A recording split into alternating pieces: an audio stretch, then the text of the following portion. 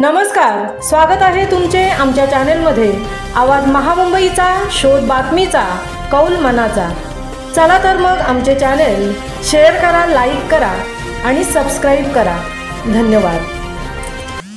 परभणीतील न्यायालयीन कोठडीतील आरोपी सोमनाथ सूर्यवंशी यांच्या मृत्यूच्या निषेधार्थ आज महाराष्ट्र बंदचे आवाहन रिपब्लिकन सेनेने केले होते।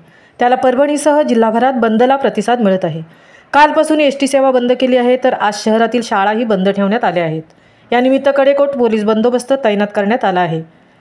आवाज महामुंबईच्यासाठी निलेश म्हात्रे यासह तृप्ती भोईर, परभणी।